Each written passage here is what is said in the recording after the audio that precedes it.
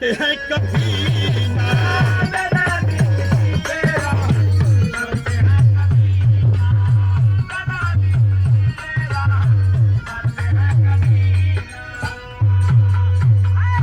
लेकिन यहाँ से कहानी की शुरुआत हो गई। कवि जी हारमोनिया संगत में लिखलन, का लिखलन,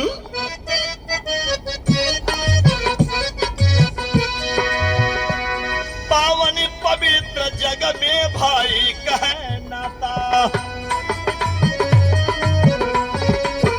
अरे भाभी जहां में दूसरी कहलाती है माता। अब राय बरेली के कहीरा लाल थे, अरे पत्नी थी गीता, बेटा गोपी गोपाल थे।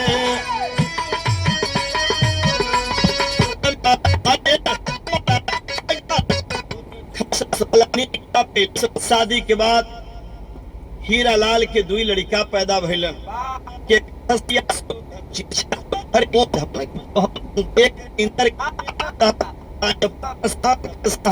ले जाके संगे संगे बेचवावे लगलन, सिखा देलन धंधा। ट्रेन के वो गेट के तरफ चल गईलन, दूसरी गेट के तरफ गईलन। भीड़ इतनी जबरदस्त रहल,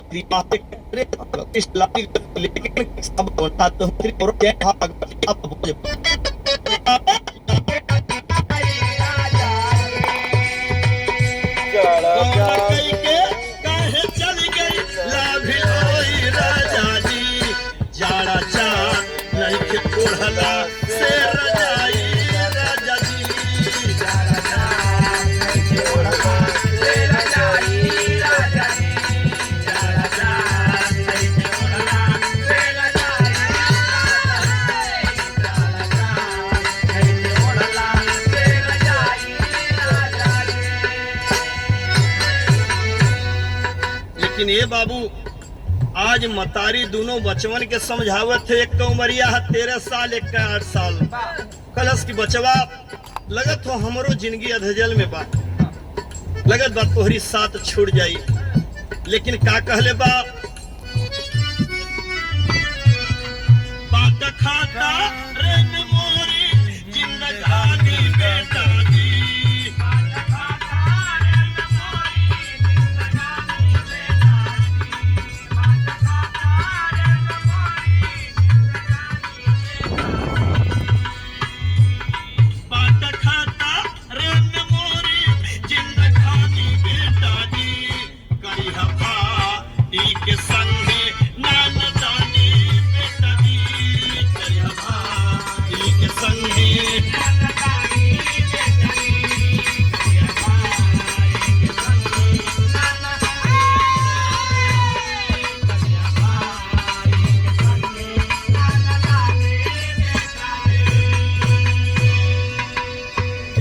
बेटा बड़के का हाथ मतारी अपने सर पर रखलस और दूसर का हाथ छोटका के कपारे पर रखलस। कलस बेटा एक हमके वचन दे, यह दुनिया में एक एक बित्ता जमीन खातिर, बिस्सा दो बिस्सा खातिर, 1,50,000 रुपया खातिर भाई भाई का कत्ल कर देत बा, भाई के गोली मार देत बा। बेटा बड़ी डर लगत बा ये बेदर्द दुनिया जमाने में। आज से हम रही या ना रही, ई तोर भाई ना, आज से ही तोर बेटा हो, ये हमके तू बेटा वचन दे। भाई तोहार बाटे तोहरे सहारा,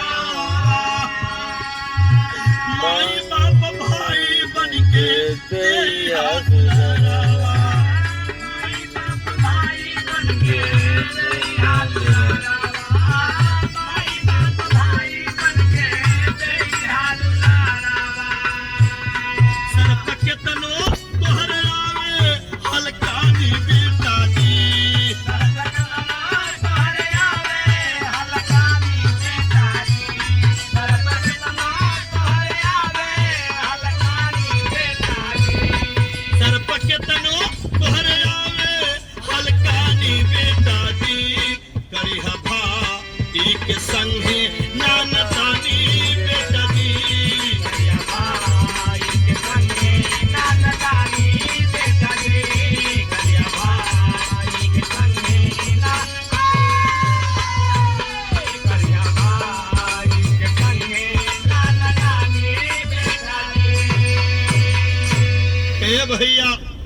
बड़का रोए लगल के मम्मी पापा के तो ना देखली, पापा के ना देखली मम्मी, लेकिन तू खाली सुतल रहबू तब तोहार बेटा तोहरी दूध का कीमत चुका दे। दिखा दे भाई कैसन होए चाहिए, बेटा कैसन होए चाहिए, संस्कारित बेटा ही माँ, ऐ संस्कार हमारे अंदर हो, इस तुके दिखा दे, खाली तू सुतल रही हा। मम्मी सुनत हो न, 2 मिनट बीतल, 5 मिनट बीतल, 10 मिनट बीतल, लड़कवा मम्मी के झकझोरत हो, मम्मी रहे दुनिया में तब तक बोले बारे प्रभु के लीला। ए दुनिया से मम्मी भी छोड़ के चल गई, दोनों लड़का टूअर हो गए, पागल होके चिल्लाए लगलन। लेकिन जब लड़का चिल्लाए लगलन, डॉक्टर अलन, नारी पकड़लन, कहलन कि बचवा मम्मी तोहार ना है। दुनिया जवार गांव को लोग जुटलन, रोवे लगलन कि बारे भगवान ऐसा ना चाहत रहल, भरी जवानी में एक विधवा बना देहला औरत के, और साथ ये बचवन के बीच में तू छोड़ा देहला। ये लड़का का कैले रहलन, इन्हने के तू टुअरा बना देला। बारे प्रभु कुछ लोग भगवान के कोस हैं, कुछ लोग नसीब के कोस हैं, लेकिन ये बाबू अब करही के काबा, तख्ती उख्ती बनल, वो मतारी के दफनिया कफनिया के लेके जब गांव के लोग चललन, लड़का जब दोनों चलन, जे देखे बाबूजी कलेजा पसीज जा, आंख से आंसू बह लगा दोनों लड़कन के देख के। राह चलत आदमी खड़ा होके रोए लगा। लेकिन एक लाइन तर्ज लिखल मास्टर, कौन तर्जबा?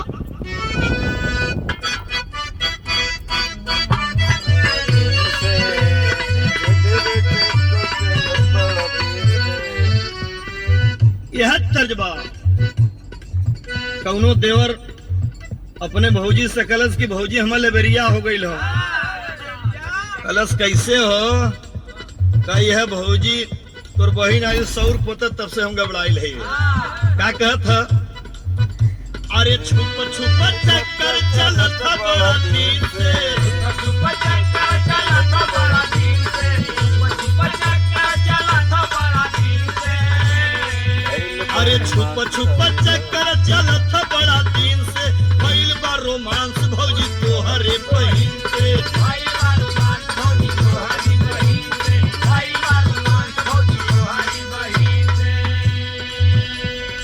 लेकिन आज दोनों लाल रोवत होन, माई साथ छोड़ के जाते, बाबू के ना देखली, लेकिन अरे रोवा दोनों लाल होली पट्टी करके लाश से, रोवा दोनों लाल होली पट्टी करके लाश से, रोवा दोनों लाल होली पट्टी करके लाश से, अब रोवा दोनों लाल होली पट्टी करके लाश से, होवला चेहरावा के रोई रोई आस से, होवला चेहरावा के रोई रोई आस से, होवला चेहरावा के रोई रोई आस से।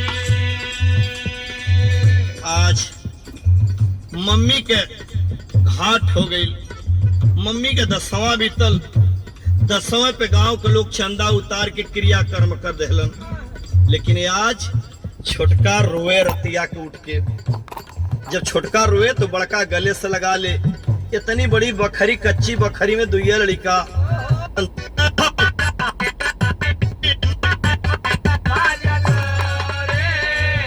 अरे सीला के साथ शादी भइल विश्वास से, सीला के साथ शादी भइल विश्वास से, सीला के साथ शादी भइल विश्वास से, अरे सीला के साथ शादी भइल विश्वास से, होवला चेहरावा के रोई रोई आस से, होवला चेहरावा के रोई रोई आस से, होवला चेहरावा के रोई रोई आस से, होवला चेहरावा के रोई रोई आस से। ए भैया, अब धीरे धीरे लड़का अपने भाई के शासन दहलस कि भैया तोहके पढ़ के माई बाप का सपना साकार करे के हो, इस सपना साकार तोहके करे के बा, यही के खातिर कलश की आज से तोहके पढ़े जाए के बा। हमार ई कलम कापी बैग अब खूंटी पर टांग गई। बारे हिम्मत, बारे हौसला, बारे जमाने का लड़का अपने भाई के पढ़ावे के खातिर 13 बरस का लड़का मेहनत मजदूरी करे लगल। केहू का कोन, केहू का डांड, केहू का गोबर, केहू का पानी, जौना मिले तो उन्हें करे। करते करते बाबूजी साल 1.5 साल बीतल। वहां के ग्राम प्रधान नवनिर्वाचित, उनकी निगाह पड़ी दरी के बाद झुराए के पूरा कांटा हो गई। लेके लोग चलना, लेकिन वहां उल्टा हो गए। प्रधान जी खड़ा होके बोलना शुरू किए कि आज ये कोई ग्राम प्रधान की हैसियत से मैं बुलवाया हूं, लेकिन ये ग्राम सभा की मीटिंग नहीं है, बल्कि कुछ विशेष मीटिंग है। लोग कहना कहा प्रधान जी विशेष मीटिंग हो? कहलन कि भैया वहीं तक थे आप लोगों से हम वोट मंगली, अब हमके थोड़ा सा नोट चाहत हूँ। पर्दार अगल बगल विरोधी लगल भुनभुनाए, इतना नरेगा मरेगा में भिड़ावत था, वहीं के कमल लगल हो। प्रधान जी बात के समझ गए, खड़ा हो गए, कहना कि सुनिए आज मैं इसलिए बुलाए हैं आप लोगों को कि ये जो हीरा के लड़के दोनों हैं गोपी और गोपाल, हमारी गांव का अमानत होन। हमार आग्रह है आप लोगों से, बा निवेदन बा कि आप लोगों कुछ चंदा दे करके एक ठे साइकिल एक ठे बल्टा का जुगाड़ कर दा। जब प्रधान जी के विरोधी पर्दार खड़ा हो गया, कहता हूँ मर्दवाई निपोरी के बात बतियावत हवा, साइकिल और बल्टा चला हम साइकिल दे देते।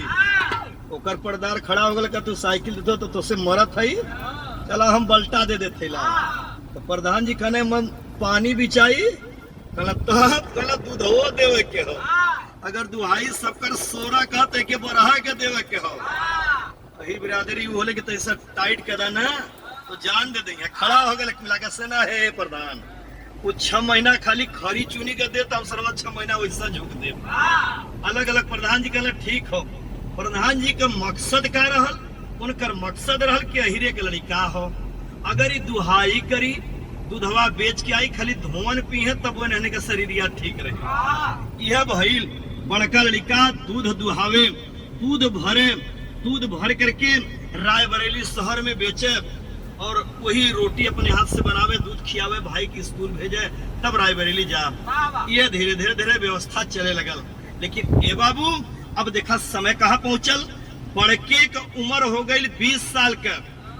जब बड़के का उम्र 20 साल का हो गई, छोटका हाई स्कूल करत हो, तो प्रधान सोचल कि एक ठे लहा जुहा के बड़के के बियाहो हो जात, एक ठे रोटियो बनावा ली आ जात। दिनवा लहाय के मंदिरी से पीट देना प्रधान, वो लड़की का नाम बतावल गई शीला, जौने से गोपी के शादी हो गई, गौना ब्याह संग हो गई। पति के इंतजार करत हो। देखा रात अनमोल हो 3 थे, जन्म का रात, मृत रात और सुहाग रात। जेकर सुहाग रात मनल हो तो जनता हुई, सारे कोली काठी वालों के मन ना जोड़ल जा एडवांस हो। लेकिन आज सुहाग रात में शीला अपने पति के इंतजार करत हो। पति अइलन 12 बजे, लेकिन आंख में आंसू लेकर के आया और कहा भाव टेरी का मास्टर,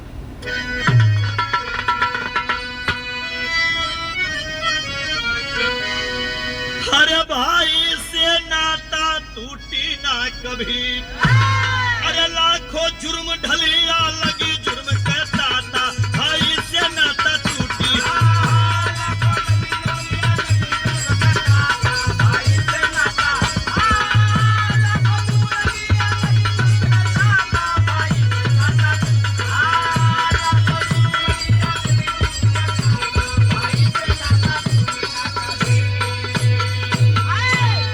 सुहाग रात में पहुंचा गोपी मन में अपने हर्षाई, कसम धरा के दुल्हन को बोला है उसको समझाई, अरे पढ़ा लिखा भाई को काबिल जब तक नहीं बनाऊंगा, अरे सुहाग रात में कसम खाता पुत्र नहीं जन्माऊंगा।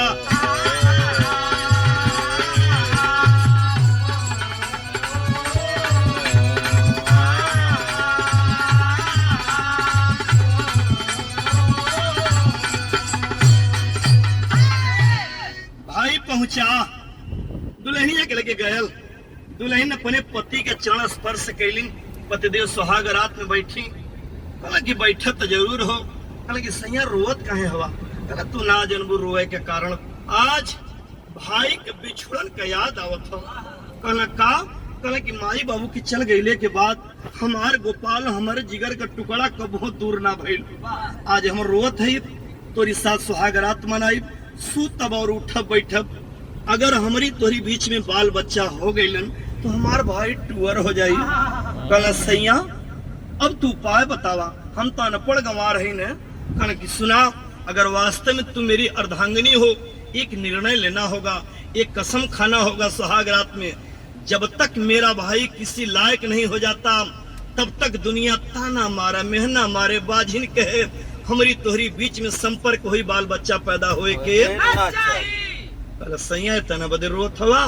आपके चरण का कसम खात है यह दुनिया में अगर तुहार भाई तो हमार देवर, अगर तू बेटवा मनले हुआ तो हम बेटवा का कमी कहाँ बा। आज से कसम खात है कि जब तक आप ना चाहबा हमारे कोनो औलाद पैदा ना हो।